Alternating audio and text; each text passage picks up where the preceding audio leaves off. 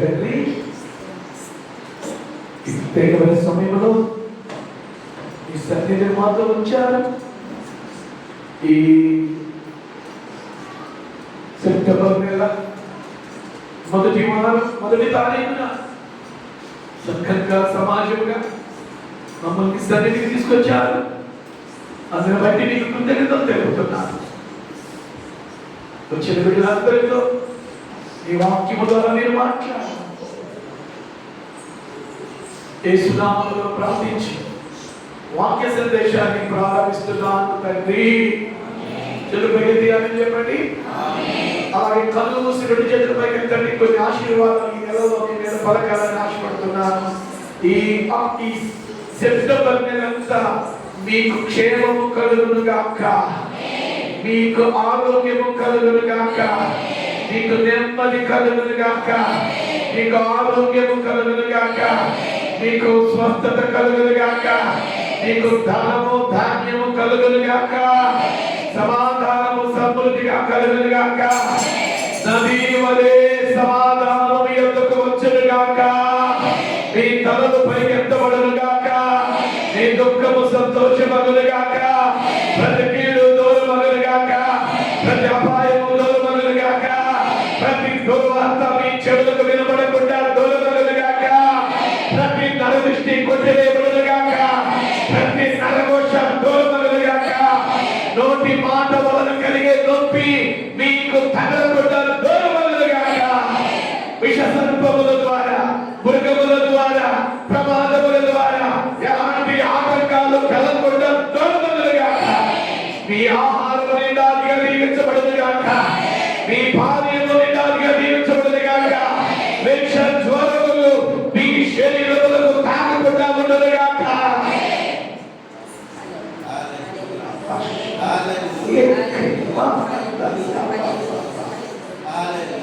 నీకు విరోధంగా రూపించబడిన ఏ ఆయుధము చెల్లకుండా ఉండును గాక, నీకు విరోధముగా గుంపుకుని వారు మీ పక్షము వారగుదురు గాక, ప్రతి భయము దూరమగును గాక, ప్రతి టెన్షన్ దూరమగును గాక, ప్రతి ఒత్తిడి దూరమగును గాక, ప్రతి కలవరము దూరమగును గాక,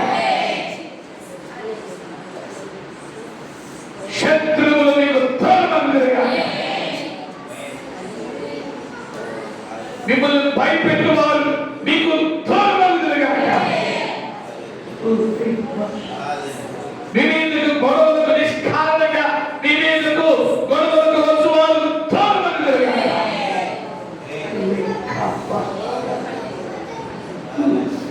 మీరు కొనిన వస్తువులు డ్యామేజ్ కాకుండా క్షేమముగా ఉండును గాక, మీ ఇంటి వస్తువులు లెక్క చూడగా ఏది తప్పిపోకుండా ఉండును గాక, మీ బ్యాంక్ బ్యాలెన్స్ సమృద్ధిగా ధనముతో నింపబడును గాక, వెండి బంగారము విలువైన వస్తు వాహనాలతో మీరు తొలగుదురు గాక.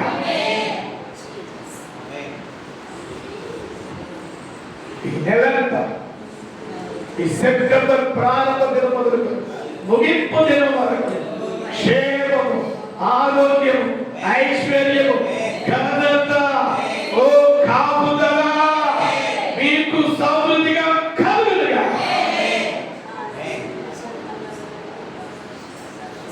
తండ్రి, ఈ వాక్యం వినుకుంటున్నాం, నాతో మాట్లాడండి. యేసునామములో ప్రార్థిస్తున్నాము తండ్రి. చదివింది అందరూ ఆమేన్ చెప్పండి. ఆమేన్. ఆమేన్ అని చెప్పిన మీకు ప్రత్యేకమైన వందనాలు తెలియజేస్తున్నాను. స్తోత్రం చెప్పండి. హల్లెలూయా. ఈరోజు ఇక్కడ పలికిన ప్రతి ఆశీర్వాదం ఈ సెప్టెంబర్ నెలలో మనము చూచుదుము గాక. ఆమేన్. పసిపిల్లలు ఉన్నటువంటి గృహాల చుట్టూ దేవదూతలు తోడుగా ఉందురు గాక. హల్లెలూయా. రైట్. పిల్లల ఈరోజు ఒక ప్రత్యేకమైన మరి సందేశం, ప్రవచనాత్మకమైన సందేశం. It's message is the prophetical message. ప్రవచనాత్మకమైన వర్తమానం దేవుడు మీతో మనందరితో మాట్లాడుతున్నాడు. దినవృత్తాంతాల మొదటి గ్రంథం, దినవృత్తాంతముల మొదటి గ్రంథం 4వ అధ్యాయం 9-10 వచనాలను చదువుకుందామా? 9-10 వచనాలు. ఎఫెసు తన సహోదరుల కంటే ఏమి పొందాడంట? ఆ మాట పలకండి. ఘనము అనండి. ఘనము పొందిన వాడై ఉండేను, వేదన పడి ఇతనిని కంటినని అతని తల్లి అతనికి ఎఫెసు అని పేరు పెట్టింది. ఎఫెసు ఇశ్రాయేలీయుల దేవుని గూర్చి మొరపెట్టి, నీవు నన్ను నిశ్చయముగా ఆశీర్వదించి నా సరిహద్దును విశాలపరిచి నీ చెయ్యి నాకు తోడుగా ఉండ దయచేసి నా కీడు రాకుండా దానిలో నుండి నన్ను తప్పించుము అని ప్రార్థింపగా దేవుడు ఈ మాట నీ గుండెల్లో నాటబడును గాక. దేవుడు అతడు మనవి చేసినది అతనికి దయచేసెను. నాతో పాటు కుడి చేయి మాట చెప్పండి. దేవుడు అతడు మనవి చేసిన దానిని అతనికి దయచేసెను. ఏం చేశాడంట? దయచేసాడు.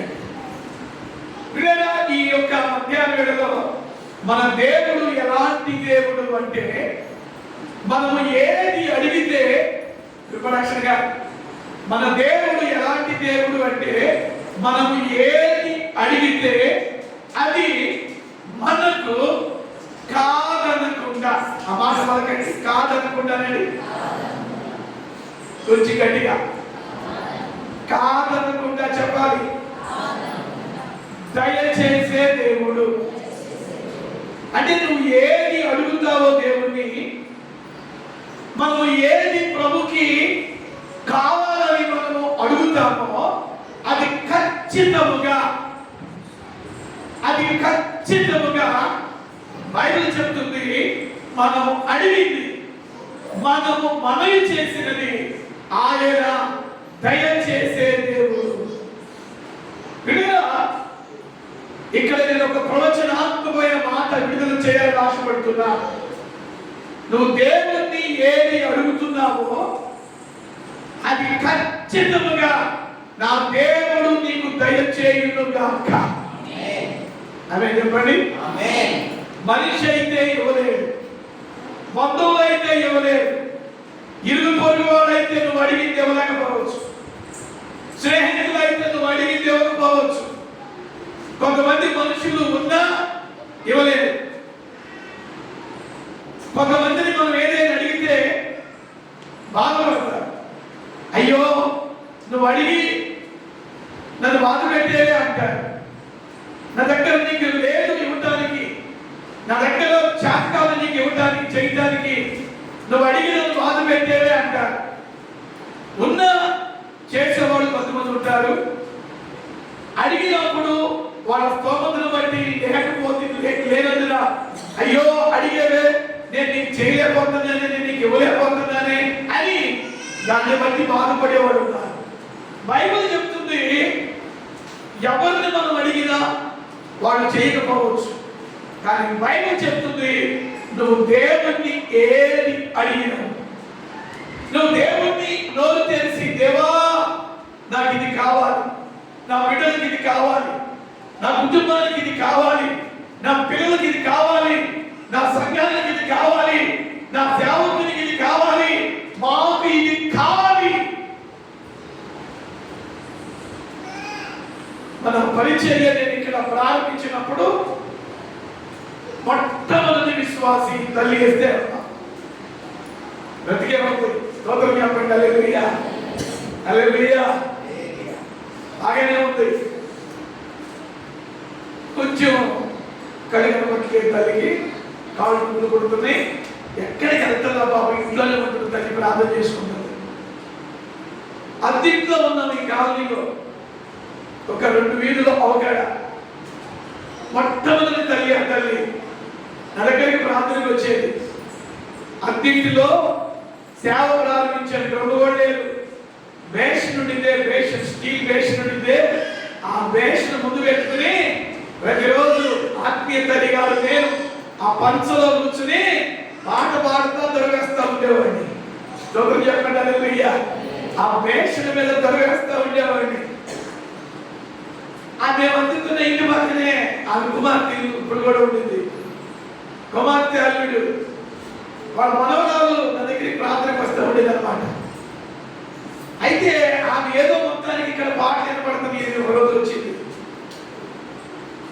క్యాబేటా అంటా వచ్చింది, ఏ బేటా క్యాబేటా అంటా వచ్చింది. అమ్మా ఏంటమ్మా అని చెప్పాను. అయ్యా నేను ముస్లిం కుటుంబంలో నువ్వు యేసు ప్రభువుని తెలుసుకున్నాను. ఇదిగో మా పక్కిల్లే మా అమ్మాయిది అంటూ ఉండేది. మొత్తానికి అమ్మా ఇక్కడ నువ్వు రాత్రి పెడతావా అంటే రాత్రి పెడతానమ్మా అన్న. చర్చి లేదా అద్దీంట్లో దేవుడు తీసుకొచ్చాడు. అద్దీంట్లో నుండి సేవ ప్రారంభించానమ్మా. ప్రతి బుధవారం, ప్రతి శనివారం, ప్రతి ఆదివారం ఇక్కడ రాత్రి పెడతానమ్మా అంటే తల్లి, మొట్టమొదటి తల్లి మనకి మన పరిచయం ఫస్ట్ సోల్, మొదటి ఆత్మ. ఆ దినాల్లో ఆయన చేసే ప్రార్థన ఏంటో తెలుసా? నాకు ఆ స్థితి, అప్పుడు స్థితి ఏంటి? నా పరిస్థితి 200 ఉంటే, 200 రూపాయలు ఉంటే ఇల్లు అద్దె కట్టుకునేవాడిని. ఆ 200 కూడా ఎక్కడి నుంచి వచ్చేదో నాకు తెలియదు.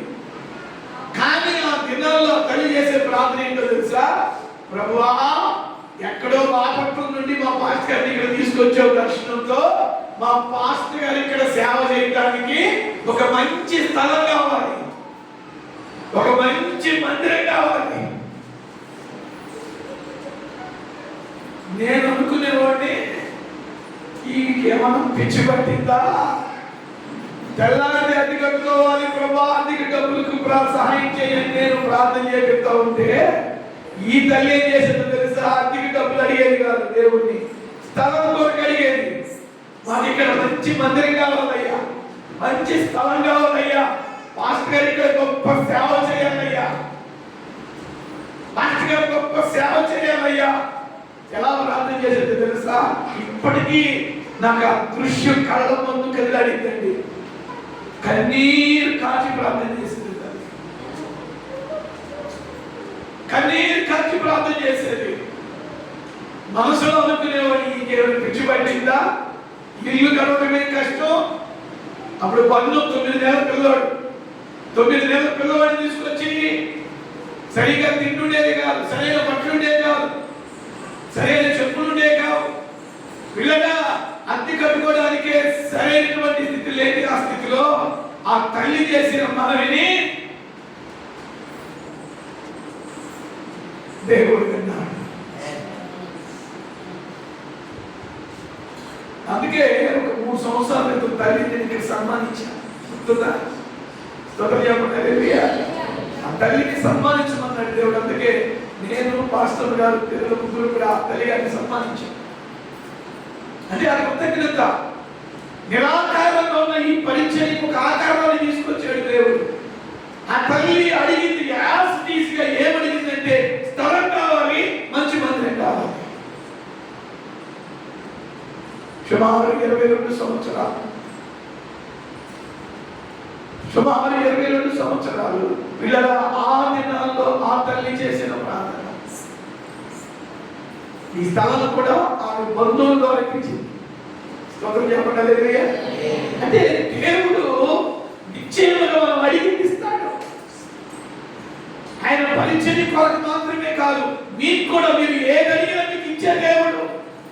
పిల్లలు ఇక్కడ బైబిల్ గ్రంథంలో నిజంగా ఈ పరిచర్య ఈ రోజు ఎన్నో ప్రాంతాలు నేను నడుపుతున్నానంటే, ఎన్నో రాష్ట్రాలు, ఎన్నో ప్రదేశాలు నేను నడుపుతున్నానంటే ఆ దినాల్లో నిజంగా పిల్లరా ఆ తల్లి చేసిన ప్రార్థనని ఖచ్చితంగా నేను చెప్పగలుగుతున్నాను. ఆ తల్లి మాత్రమే కాదు, ఆ తర్వాత నీలో చాలా మంది బిడ్డలు దేవుడు ఒక్కొక్కరిని ఈ పరిచర్యలో కలిపాడు. ఒక్కొక్క కుటుంబాన్ని దేవుడు ఈ పరిచర్య కలిపాడు. ఒక్కొక్క వ్యక్తిని ఈ పరిచర్య కలిపాడు. మమ్మల్ని ప్రేమించే బిడ్డల్ని, పరిచర్యకు గుర్తులింపే బిడ్డల్ని, పరిచర్యకు సహకరించే బిడ్డల్ని, ఎలాంటి భారము సేవతో మేము కలిగి ఉన్నామో సేవలో అలాంటి భారం కలిగిన బిడ్డల్ని దేవుడు ఈ మందిరంలో మీ ద్వారా మీ రూపంలో దేవుడు మాకు ఇచ్చాడు. చప్పటి హల్లెలూయా. కందుకూరులో ఏ పెద్ద డబ్బులున్న సంఘాలు చేయలేని పని చిన్న సంఘంగా ఉన్న మనం చేస్తున్నాం.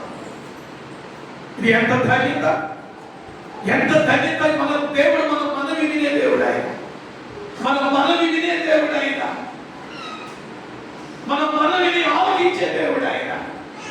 ఖచ్చితంగా మనం బిడ్డరా ఏటి కొరకైతే మనం అడుగుతున్నామో అది కొంచెం ఆలస్యమైన, కొంచెం నిదానంగా ఉన్నప్పటికీ ఖచ్చితంగా దేవుడు నీ ముందుకు తీసుకొస్తాడు. ఇక్కడ ఎబ్బేస్ అనే ఒక వ్యక్తి కనబడుతున్నాడు. పేరు పలకండి, ఎబ్బేస్ అనండి. ఇంగ్లీష్ లో జాబేజ్ అంటారు. ఇంగ్లీష్ లో జాబేజ్ అంటారు. ఈ ఎబ్బేస్ గురించి బైబిల్ ఏం చెప్తుందంటే, ఇతడు ఇశ్రాయేలీయుడు అంటే దేవుని బిడ్డ. అయితే ఒక మాటలో చెప్పాలంటే పేదరికంలో పుట్టాడు. నేను ఇతని గురించి బైబిల్లో 2 వచనాల్లోనే రాయబడింది. ఇతని గురించి ఎన్ని వచనాలు? 2 వచనాల్లోనే రాయబడింది. కానీ ఇతని హిస్టారికల్ నేను చదివాను. ఇశ్రాయేలులోని ఒక నిరుపేద కుటుంబానికి చెందినవాడంట. తండ్రి గురించి రాయలేదు, తల్లి గురించి మాత్రమే రాయబడింది. కొంతమంది బైబిల్ పండితులు ఏం చెప్తారంటే, ఎబ్బేసు తల్లి కడుపులో ఉన్నప్పుడు వాళ్ళ నాన్నకి వాళ్ళ అమ్మకి ఏదో సమ్ మిస్అండర్స్టాండింగ్స్ వచ్చి వాళ్ళిద్దరూ విడిపోయారని కొంతమంది బైబిల్ పండితులు చెప్తారు. ఈ బిడ్డ కడుపులో పడగానే అతనికి వాళ్ళ తండ్రి గారికి, వాళ్ళ అమ్మగారికి, తండ్రి గారికి ఏదో కొన్ని మిస్అండర్స్టాండింగ్స్ వచ్చి తండ్రి దారికి తండ్రి ఉన్నాడు, తల్లి దారికి తల్లి ఉన్నది కొంతమంది బైబిల్ పండితుల అభిప్రాయం. మరి కొంతమంది బైబిల్ పండితుల అభిప్రాయం ఏంటి? ఎబ్బేసుకు తండ్రి ఉన్నాడు, తండ్రి ఉండి కూడా సరిగా బాధ్యత లేని వాడుగా, సరిగా బిడ్డని పట్టించుకోని వాడిగా, సరిగా తన భార్యను పట్టించుకోని వాడిగా, ఒక జులాయిగా ఉన్నాడు అని కొంతమంది బైబిల్ పండితుల అభిప్రాయం. కానీ ఇక్కడ ఎబ్బేసు తండ్రి గురించి రాయలేదు, ఎబ్బేసు తల్లి గురించి 1 వచనంలోనే రాయబడింది. ఆ తల్లి పేరు కూడా రాయలేదు. అయితే ఈ దినవృత్తాంతాలు మొదటి గ్రంథం 4వ అధ్యాయం 9-10 వచనాల్లో తన తల్లి ఎబ్బేసును గర్భంలో ఉన్నప్పుడట, మొత్తానికి గర్భం నుంచి బయటకు పెట్టి వచ్చిన తర్వాత వాడిని పక్కన పెట్టుకుని, చూడండి మనందరికీ మన తల్లిదండ్రులు మంచి మంచి పేర్లు పెట్టారు, మంచి మంచి పేర్లు పెట్టారు మన తల్లిదండ్రులు. చిన్నప్పుడు నాకు క్లాస్మేట్ ఒక అమ్మాయి ఉండేది, అంటే మా ఊళ్ళోనే. ఆ అమ్మాయికి ఏం పేరు పెట్టారంటే అచ్చమ్మ అని పేరు పెట్టారు. ఏం పేరు? అచ్చమ్మ, మా క్లాస్మేట్. కానీ ఆ అమ్మాయి కాస్త మోహొచ్చిన తర్వాత అందరూ అచ్చమ్మ అచ్చమ్మ అచ్చమ్మ అని పిలిపిస్తుంటే ఆ అమ్మాయికి కాస్త ఫీల్ అవుతుంది. అమ్మాయి చాలా చక్కగా ఉంటుంది, పేరు మాత్రం అచ్చమ్మని పేరు పెట్టారు. ఎందుకు మరి వాళ్ళ నాన్న వాళ్ళ అమ్మ పేరు అనుకుంటా తెలియదు. అందుకని ఆ పిల్ల ఏం చేసిందంటే తన ఫ్రెండ్స్ మధ్యలో పేరు మార్చుకుంది. ఫ్రెండ్స్ మధ్యలో పేరు మార్చుకుంది అంటే పిల్లల తల్లిదండ్రులు పెట్టిన పేరు ఆ అమ్మాయికి నచ్చలా, కుటుంబీకులు పెట్టిన పేరు ఆ అమ్మాయికి నచ్చలా. అందుకని ఆ అమ్మాయి ఏదో కొందరికి మంచి పేరు పెట్టుకుంది. ఆ మంచి పేరుతో స్నేహితులు నమ్మి, ఇది మొదలుకుని నన్ను అచ్చమ్మని పిలవాకండి, అచ్చమ్మని పిలిచారా మీకు బాగా మర్యాద ఉంటుందని చెప్పింది ఆ అమ్మాయి. అందుకే ఆ ఫ్రెండ్స్ అందరూ కూడా ఏదో ఆ అమ్మాయి పెట్టిన పేరుని పిలిచి పిలవన్న పేరుతో పిలుస్తూ ఉండేవాడు. కానీ ఇక్కడ ఎబ్బేసు పిల్లల తన తల్లి తను కన్నప్పుడు వేదన అని అర్థం వచ్చేటటువంటి ఎబ్బేసు అని పేరు పెట్టింది. అంటే ఆ పేరుకు ఒక అర్థం వచ్చింది అన్నమాట. ఎబ్బేసు ఎబ్బేసు ఎబ్బేసు ఎబ్బేసు అనే మాట అర్థం ఏంటి అంటే వేదన వేదన వేదన. ఆ పిల్లవాడు పెరుగుతూ ఉంటే అందరూ అనేవాడు, అరే వేదన ఎట్రా, అరే వేదన ఆ పంచే ఈ పంచే అక్కడికి వెళ్ళు ఇక్కడికి వెళ్ళు. తన స్నేహితులందరూ మంచి మంచి పేర్లతో పిలువబడుతుంటే ఈ పిల్లవాడు మాత్రం వేదన అనేటటువంటి పేరుతో పిలువబడ్డాడు. బైబిల్ చెప్తుంది ఇతడట యవ్వన కాలంలోనే దేవుణ్ణి ఆశ్రయించాడంట. వెరీ యంగ్ స్టేజ్, చాలా చిన్న వయసులోనే దేవుణ్ణి నమ్మాడట, దేవుణ్ణి ఆశ్రయించాడట. చిన్న వయసులోనే దేవుణ్ణి ఆశ్రయించినందున, చిన్న వయసులోనే దేవుణ్ణి నమ్మినందున దేవుడు ఏం చేశాడో తెలుసా?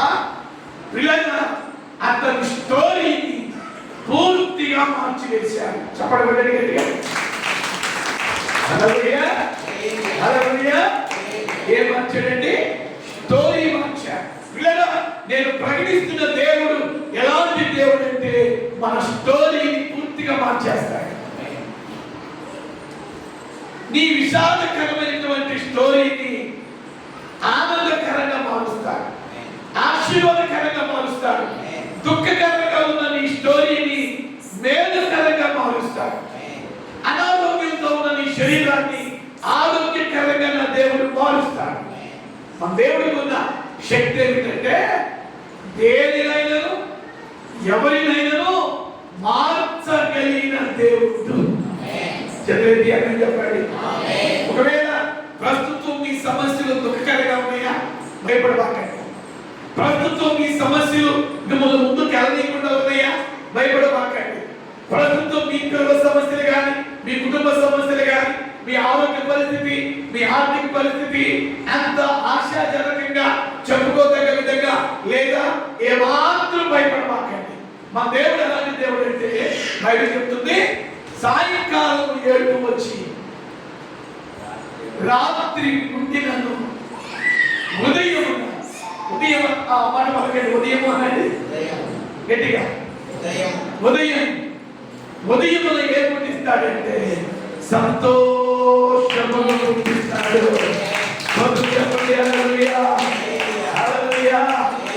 ఎంత ఏడ్చావో అంత నవ్వేటట్టు చేస్తాడు. ఎంత బాధపడుతున్నావో అంతగా ఆనందించేటట్టుగా దేవుడు చేస్తాడు. ఎంత దుఃఖపడుతున్నావో అంతగా విడగా నవ్వేటట్టుగా నా దేవుడు చేయగాక. ఇదేదో నోటి మాట కాదు, ఇట్స్ ఎ ప్రాఫిటిక్ వర్డ్. ఇది ప్రవచన వాక్కు. కొంతమంది పైకి నవ్వుతూ ఉన్నా, పైకి సంతోషంగా ఉన్నా, లోపల బాధపడుతూ ఉంటారు. సామెతలో సొలొమోను అంటాడు, ఒకడు నవ్వుచుండి నేను వారి హృదయములో దుఃఖముండును. మనకేం కనబడుతుందంటే ఆ వ్యక్తి పై రూపమే కనబడుతుంది మనకి. ఆ వ్యక్తి నవ్వే మనకు కనబడుతుంది. ఆ నవ్వు వెనకాల ఉన్న ఆ దుఃఖం ఆ వాళ్ళకే తెలిసింది, ఆ ఇంటి వాళ్ళకే తెలిసింది, ఆ వ్యక్తులకే తెలిసింది. ప్రియమైన దేవుని బిడ్డలారా, ఈరోజు మీ దుఃఖం ఏమైందో నాకు తెలియదు. ఈరోజు మీ సమస్య ఏమైందో నాకు తెలియదు. ఈరోజు మీరు దేని కొరకు ఏడుస్తున్నారో నాకు తెలియదు. పిల్లలా, ఒక అద్భుతమైన మాట చెప్పమంటారా? మీరు ఎంతగా దుఃఖపడుతున్నారో అంతగా ఆనందించే సమయంలో నా దేవుడు మీకు సిద్ధపరిచాడు. హల్లెలూయా, హల్లెలూయా. ఆరోగ్య విషయంలో, ఆర్థిక విషయాల్లో, పిల్లల విషయాల్లో మీరు ఎక్కడెక్కడ దుఃఖపడుతున్నారో, ఏ విషయాల్లో మీరు డిసప్పాయింట్మెంట్ అవుతున్నారో ఆ విషయాలన్నిటినీ దేవుడు చూస్తున్నాడు. దేవుడు వింటున్నాడు, దేవుడు చూస్తున్నాడు, దేవుడు వింటున్నాడు. మరలా చెప్తున్నాను ఈ మాట, దేవుడు చూస్తున్నాడు, దేవుడు వింటున్నాడు. దేవుడు చూస్తున్నాడు, దేవుడు వింటున్నాడు. ఎబ్బేసును కూడా దేవుడు చూచాడు, అతడు పడే బాధ దేవుడు విన్నాడు. స్తోత్రం చెప్పండి. హల్లెలూయా. బైబిల్ చెప్తుంది, దేవుడు అనుకున్నాడట. ఏమనుకున్నాడు? మీ స్టోరీని నేను మార్చాలి. ఆమె చెప్పండి. హల్లెలూయా. ఏం మార్చేయాలి? ఇతని స్థితిని నేను, అందరూ కూడా తక్కువగా మాట్లాడుతున్నారు, అందరూ కూడా ఎగతాళిగా మాట్లాడుతున్నారు, అందరూ కూడా కరివేపాకు కంటే తీసేస్తున్నారు. కొంతమంది చూడండి, కావాలని చులకనగా మాట్లాడతారు. మీ బంధువుల్లో, రక్త సంబంధికుల్లో, ఇరుగు పొరుగు వాళ్ళు కాస్త 4 రాళ్ళు వెనకేస్తున్నావా, చూపు మారిపోయింది. కాస్త మంచి బట్ట కట్టుకున్నావా, చూపు మారిపోయింది. కాస్త బంగారం మెళ్ళ వేసుకున్నావా, పైకి కిందకి చూడటం మారిపోయింది. మాట మారింది, చూపు మారింది. పిల్లగా ఇంకా రకరకాలు మారిపోతావు. అంటే నువ్వు అలా ఉండవు, వారికి ఇష్టం ఉండదు. నువ్వు కాస్త ఎదుగుతా ఉంటే వారికి తట్టుకోలేదు. నువ్వు కాస్త మంచిగా ఉన్నా ఓడలేదు. నీ దేవుడు ఎలాంటి దేవుడు తెలుసా? నువ్వు సమృద్ధిగా ఆశీర్వదించబడటం చూస్తే ఆయన కళ్ళు సంతోషిస్తాయి. అని చెప్పండి. హల్లెలూయా. నీ దేవుని కన్నులు సంతోషిస్తాయి. నీ దేవుని కన్నులు నిన్ను బట్టి ఆనందిస్తాయి. ప్రియమైన మనుషులేమో నీ అభివృద్ధిని ఓర్వలేరు, మనుషులేమో నీ ఆశీర్వాదాలు చూసి తట్టుకోలేరు. దేవుడు ఎలాంటి దేవుడు అంటే నీ స్థితిని గతిని మార్చేస్తాడు. స్తోత్రం చెప్పండి. హల్లెలూయా. హల్లెలూయా. How many believe this word? ఎంతమంది నమ్ముతారో చేయొద్దండి. రెండు చేతులు పైకెత్తండి. హల్లెలూయా. హల్లెలూయా. పిల్లల దేవునికి అసాధ్యమైనది ఏది కూడా దేవుడు అనుకున్నాడు. నా వైపు పెట్టి వీళ్ళందరూ వేదన అంటున్నారు. అందరూ కూడా వీడిని తక్కువగా చూస్తున్నారు. అందరూ కూడా వీడిని చులకనగా మాట్లాడుతున్నారు. ఎవరు తక్కువగా చూశారు? ఎవరు ఎగతాళిగా చూశారు? ఎవరు ఎందుకు పనికిరాని వాడు, వీడి కర్మ ఇంతే, ఎవరు కూడా వీడిని బాగు చేయలేడు అనే ముద్ర ఎబ్బేసి మీద పడింది కదా. తల్లి కూడా వీడు అనవసరంగా పుట్టాడు, వేదనతో నేను ఇతన్ని కన్నాను అని వేదన అనే పేరు పెట్టింది. తల్లి దృష్టికి కూడా విలువ లేని వాడిగా అయిపోయాడు. తల్లి కూడా బిడ్డకి సరైన పేరు పెట్టల. దుఃఖంలో, వేదనలో, బాధలో, ఏదో డిసప్పాయింట్మెంట్ లో ఆ పేరు పెట్టేసింది వేదన. తల్లి దృష్టిలో వీడు ఎందుకు పనికిరాని వాడిగా ఉండవచ్చు. తండ్రి దృష్టిలో ఎందుకు పనికిరాని వాడిగా ఉండవచ్చు. యావత్ ఇశ్రాయేలీయుల దృష్టిలో ఎగతాళి చేయబడిన వాడిగా, తక్కువగా చులకనగా చేయబడిన వాడిగా ఉండవచ్చేమో. వీడిని నేనేం చేస్తానంటే, ఎవరైతే చులకనగా చూశారో, ఎవరైతే తేలిగ్గా మాట్లాడారో, ఎవరైతే తక్కువగా చూశారో, ఈ ఇశ్రాయేలు మధ్యలో ఎబ్బేసి ఏం చేస్తారో తెలుసా? వీళ్ళందరికంటే, ఆ మాట చెప్పండి, అందరికంటే అనండి, కొంచెం గట్టిగా చెప్పండి, అందరికంటే, చెయ్యల పైకెత్తి అందరికంటే. అక్కడ రాయబడిన మాట ఏంటో తెలుసా? ఎబ్బేసి అంట తన సహోదరుల అందరికంటే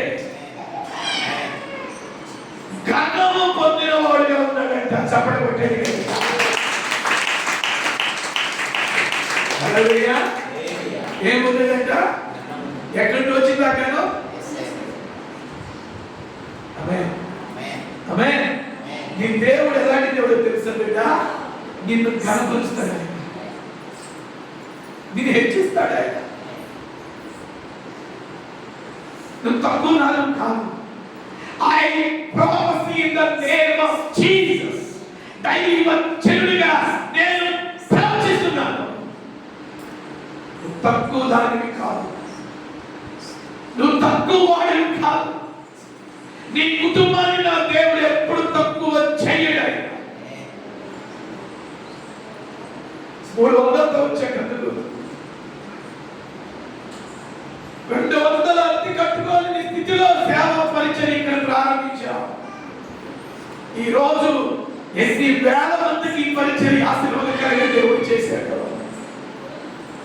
ఈ రోజు నా ప్రియమైనటువంటి దేవుని బిడ్డలారా, ప్రారంభం అంతా కూడా కొంత ఇబ్బందికరమైన పరిస్థితులు కూడా నువ్వు వెళ్ళవలసి వచ్చిందో, కానీ ఒక దినం రాబోతుంది, ఒక దినం రాబోతుంది. నలు దిశలా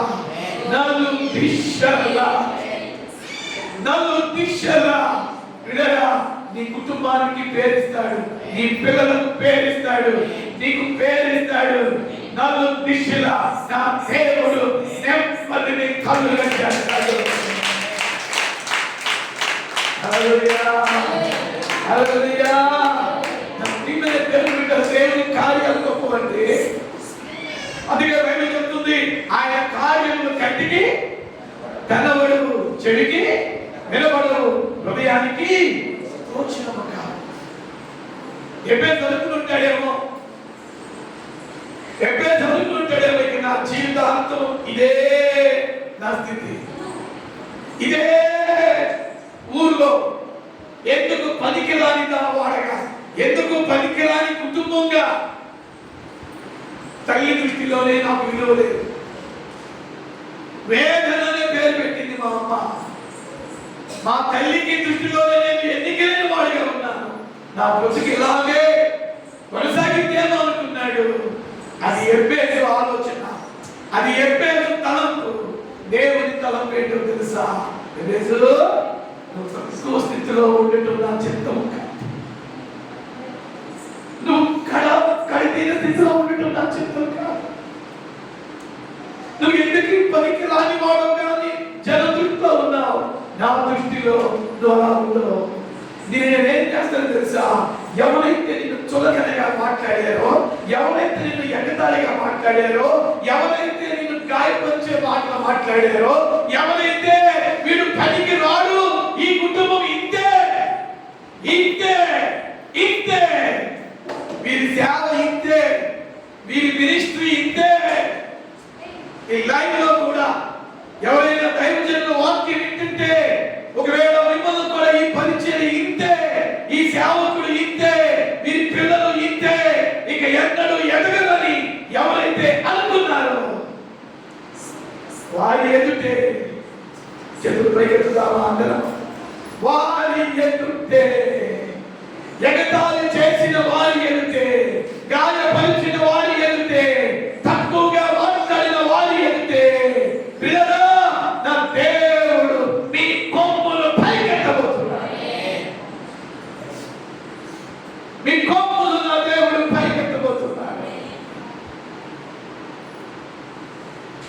ఎబ్బేసుని దేవుడు తన సహోదరుల అందరికంటే, నాకు నచ్చిన మాట ఏంటో తెలుసా? అందరికంటే. ఆ ఇజ్రాయెల్ దేశంలో ఎంతమంది ఉన్నారో నాకు తెలియదు. అందరికంటే. స్తోత్రం చెప్పండి. హల్లెలూయా, హల్లెలూయా. ఒకప్పుడు ఎందుకు పనికిరాని వాడు, ఇప్పుడు చూడండి చూడండి. ఒకప్పుడు అక్కడ వస్తుంటే, ఎబ్బేసు వస్తుంటే అందరూ ముఖం తిప్పుకున్నారు, అందరూ ముఖం తిప్పుకున్నారు.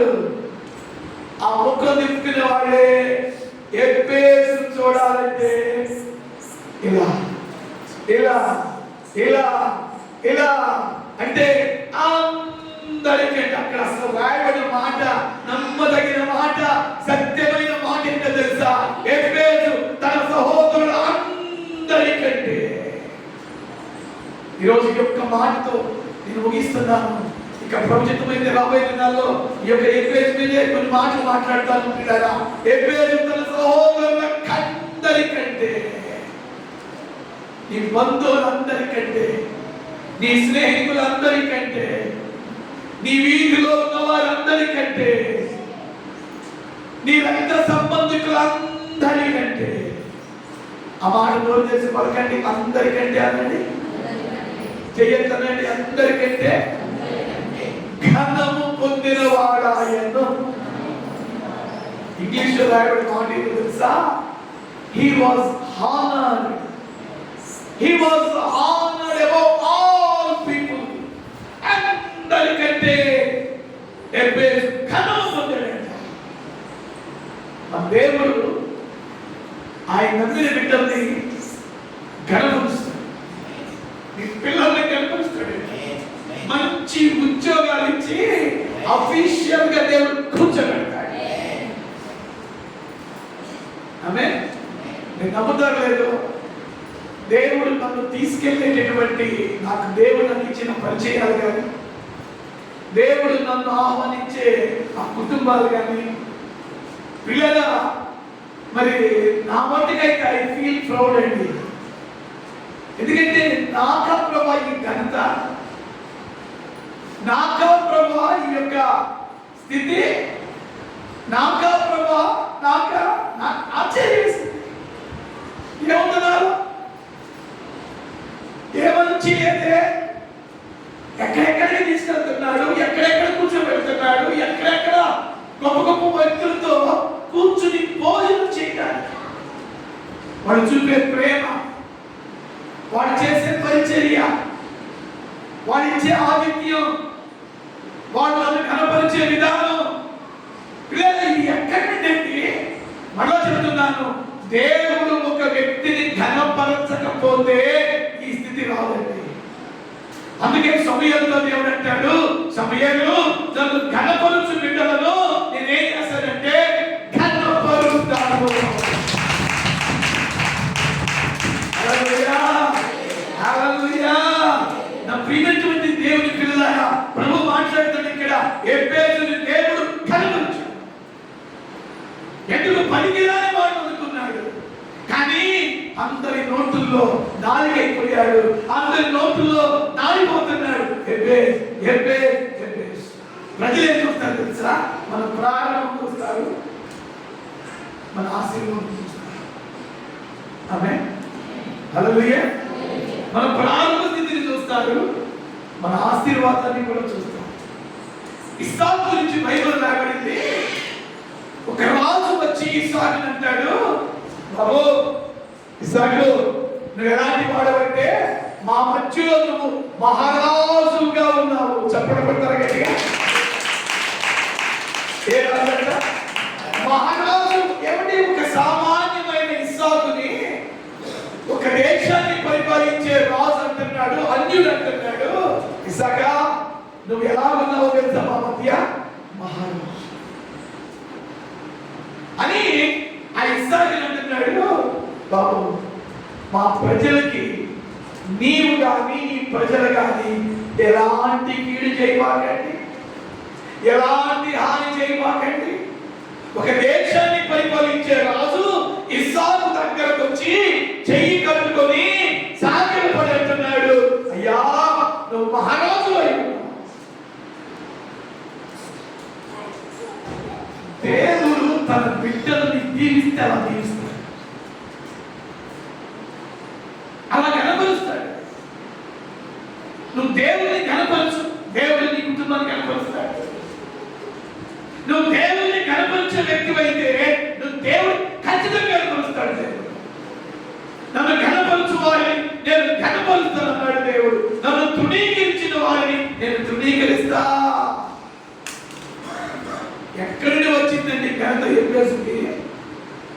ఈరోజు ఒక్క మాట చెప్పి ప్రభుత్వం మీద మిగిలిన వాళ్ళలో ఇదే సందేశాన్ని కంటిన్యూ చేస్తాను. ప్రభు మాట్లాడుతున్నాడు ఎబ్బేసు ద్వారా. ఒకప్పుడు ఏమీ లేదు, ఇప్పుడు అన్నీ ఉన్నాయి ఎబ్బేసు.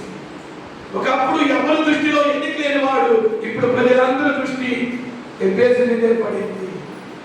ఒక్కసారి ఎబ్బేసు ఇంట్లో వస్తా ఉంటే, అరే వస్తున్నాడు, ఏమైనా అడుగుతాడేమో, ఏమైనా అడుగుతాడేమోనని తలుపు వేసుకునేవాడు. వస్తున్నాడు అని ముఖం తిప్పుకొని పారిపోయేవారు. ఇప్పుడు అనేకులు ఎబ్బేసు దగ్గరికి వచ్చి చేయి చాపుతున్నారు. దేవుడు ఒక వ్యక్తి చరిత్ర మారిస్తే అలా మారుస్తాడు, ఒక వ్యక్తిని దీవిస్తే దీవిస్తాడు. ఈరోజు ఈ ఆరాధనలో పాల్గొన్న సంగమా, ఈ లైవ్ లో కూడా ఎందరో ఏ ఏ దేశాలు ఏ ఏ ప్రాంతాల నుండి వాక్యం వింటున్నారో ప్రభు మీతోనే మాట్లాడుతున్నాడు. ఇప్పుడు నీకేమీ లేదని బాధపడుతున్నావేమో, ఒక దినం రాబోతుంది, సమృద్ధిని దేవుడు నీకు ఇవ్వబోతున్నాడు.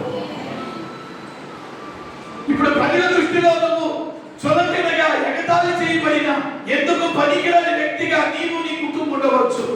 ఒక దినం రాబోతుంది, నిన్ను నీ భర్తను, నిన్ను నీ పిల్లలను, నిన్ను నీ కుటుంబాన్ని ఘనపరిచే దినము రాబోతుంది. స్తోత్రం చెప్పండి. హల్లెలూయా, హల్లెలూయా, హల్లెలూయా. ఘనపరుస్తాడు, ఘనపరుస్తాడు. అక్కడ రాయబడిన మాట, సహోదరుల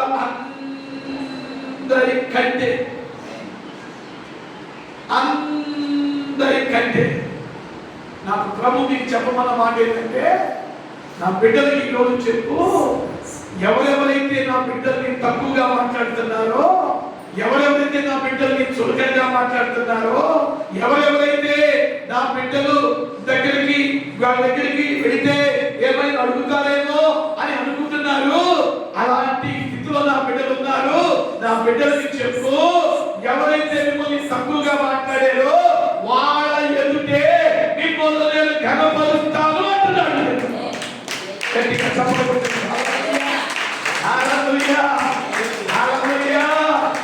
దేవుని కనపరుస్తాడు, కుటుంబాన్ని కనపరుస్తాడు, దృష్టిని కనపరుస్తాడు, చర్చిని కనపరుస్తాడు, సేవకులను కనపరుస్తాడు. మనిషి ఈ మాట చెప్పి చూపిస్తాడు. మనిషి దేన్నైనా తట్టుకుంటాడు, కానీ మనిషిని తక్కువగా మాట్లాడితే డీ గ్రేడ్ అంటారే. ఏ గ్రేడ్ చెప్పండి? డీ గ్రేడ్ అంటారు. డీ గ్రేడ్ అంటే ఇంగ్లీష్ మాట. డీ గ్రేడ్ అంటే ఏంటంటే తక్కువ, చూడకండి.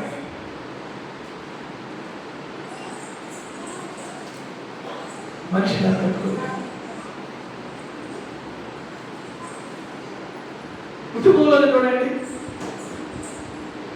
ఆత్మ గౌరవము దెబ్బ తినే మాటలు అప్పుడప్పుడు పలుకుతూ ఉంటారు. భర్త భార్యని ఏదో మాట్లాడతారు. ఆ టైంలో భార్య ఆత్మ గౌరవం, సెల్ఫ్ రెస్పెక్ట్ అంటారు. అందుకే భార్య భర్తలు ఒకరినొకరు తక్కువగా మాట్లాడకూడదు. భార్య భర్తని గౌరవంగా పిలవాలి, భర్త భార్యని గౌరవంగా పిలవాలి. తక్కువగా మాట్లాడినప్పుడు నీ ముందు బాధపడలేమో కానీ వ్యక్తిగతంగా బాధపడతారు. సెల్ఫ్ రెస్పెక్ట్ అంటారు, అంటే ఆత్మ గౌరవం.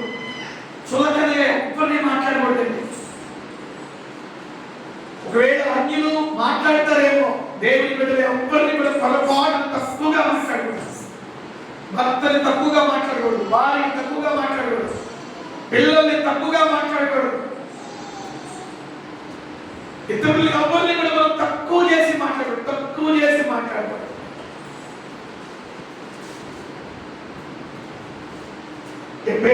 అందరూ తక్కువ చేసి మాట్లాడారు. ఆ దేవుడు చూశాడు.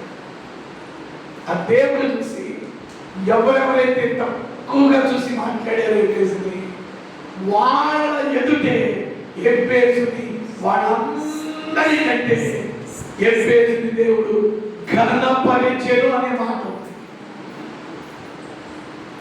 ఈరోజు మిమ్మల్ని కూడా ఎవరెవరు తక్కువగా మాట్లాడారో, మీ పిల్లలు ఎవరెవరు తప్పుగా మాట్లాడారో నాకు తెలుసండి.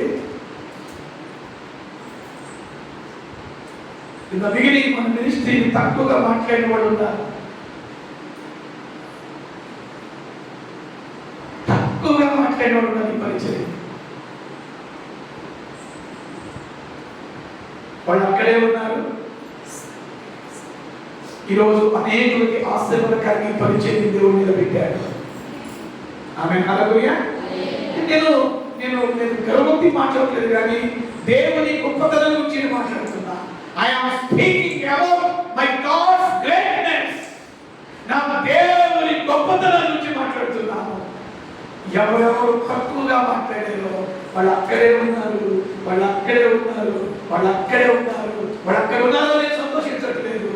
ఆ బాధ ఏంటంటే వాళ్ళు కూడా దేవుడు వాడుకోనుగాక అంటే ఎందుకు మాట్లాడుతున్నానంటే, తక్కువగా మాట్లాడతారండి. సేవకులైనా, విశ్వాసులైనా, బంధువులైనా తక్కువగా మాట్లాడతారు.